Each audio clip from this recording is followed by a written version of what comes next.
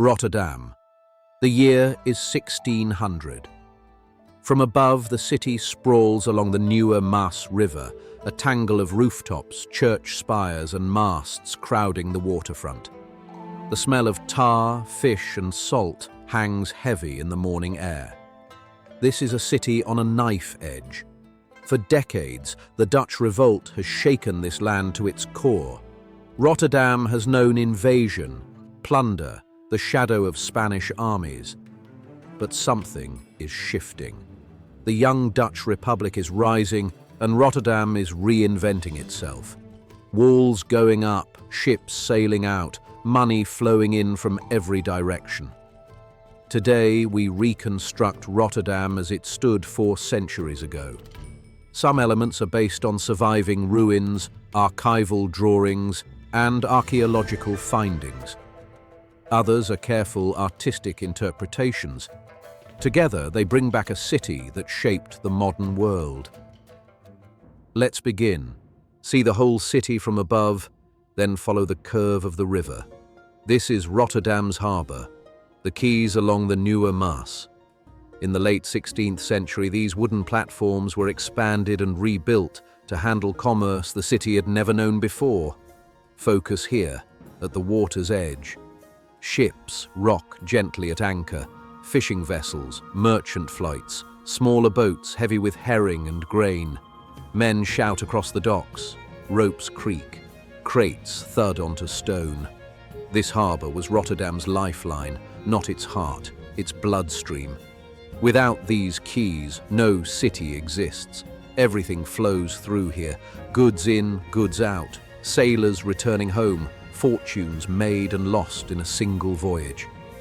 Today, this stretch of river still serves as a port, modernized beyond recognition, but carrying the same essential purpose it did in 1600.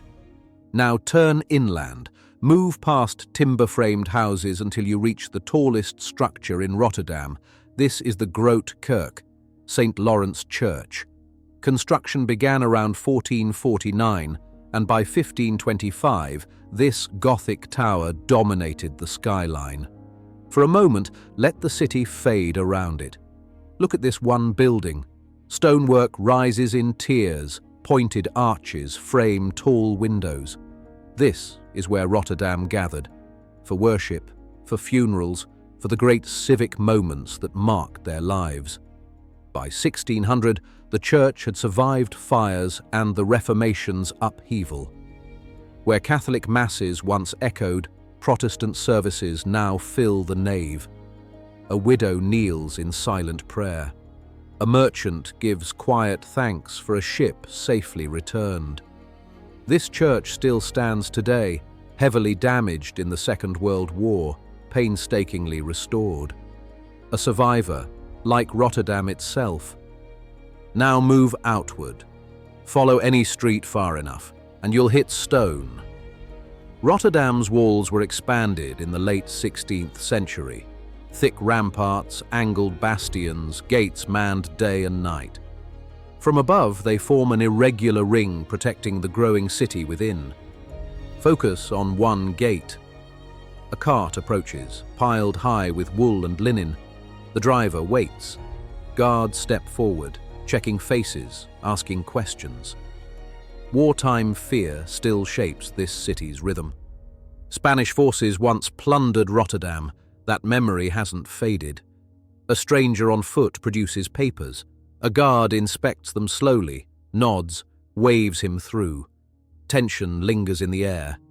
In 1600, trust is earned gate by gate. These walls are mostly gone now. Only traces remain, absorbed into later construction. But their weight shaped how Rotterdam saw itself. A city worth defending. Step away from the walls. Walk the narrow streets.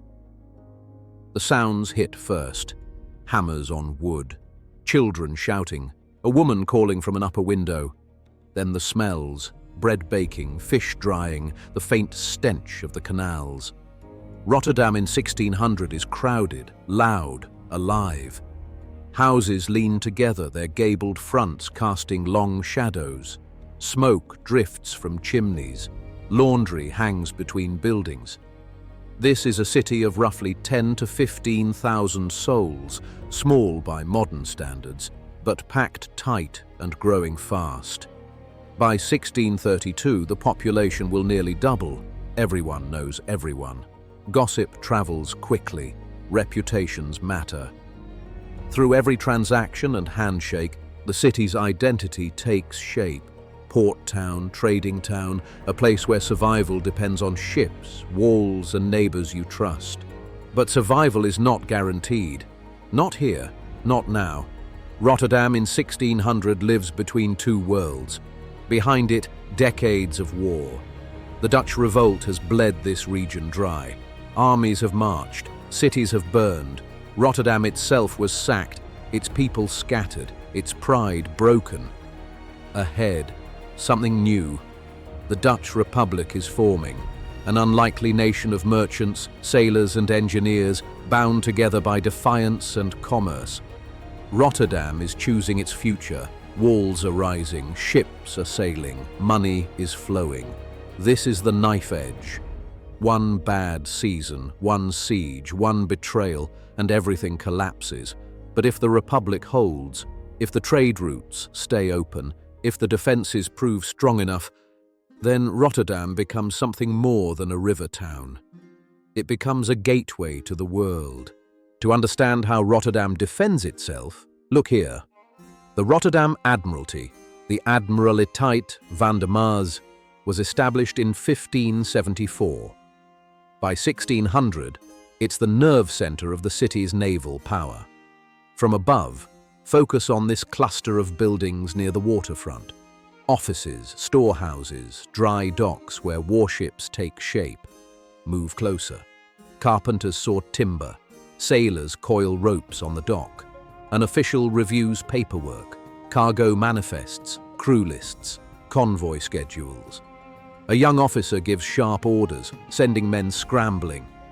This is the machine behind Dutch naval power. Merchant fleets don't sail alone. They need escorts, coordination, protection from pirates and enemy warships. Rotterdam's wealth has to be defended, and that defense begins here. Nothing remains of this district today.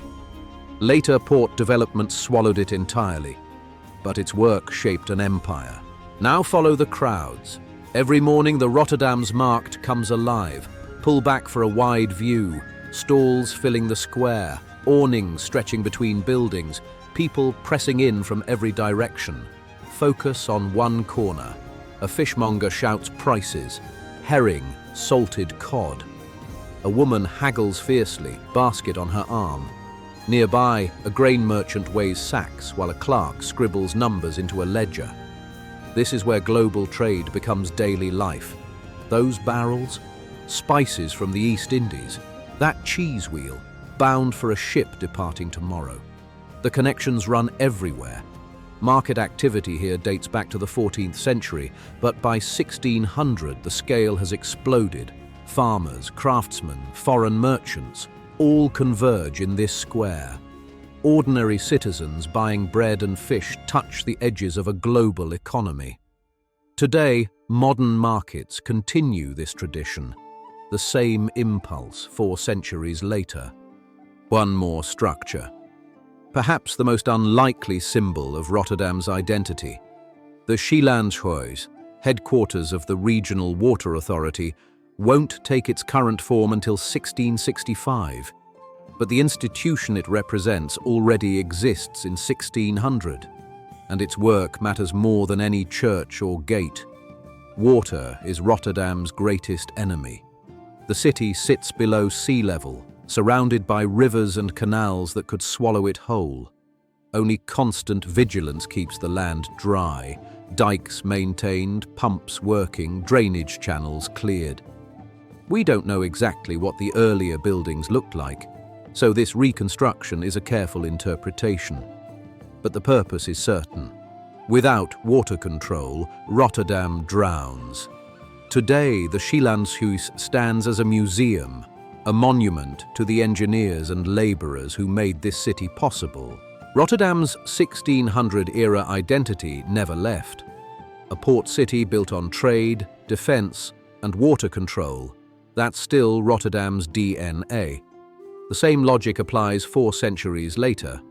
Manage the water, protect the commerce, keep building. In the 20th century, bombs erased almost everything you've seen today. The medieval streets, the old harbour, the timber-framed houses, gone in a single night. But Rotterdam rebuilt. Again, differently. The radical modern architecture that defines the city now descends directly from that earlier resilience.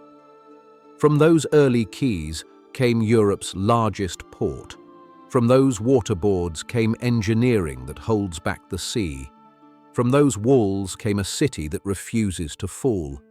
If you want to understand Rotterdam, look back to 1600, a city on a knife edge, choosing survival, choosing ambition, choosing to become something more.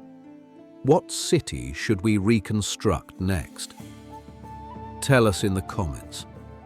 And if this journey meant something to you, like subscribe, and we'll keep bringing lost cities back to life.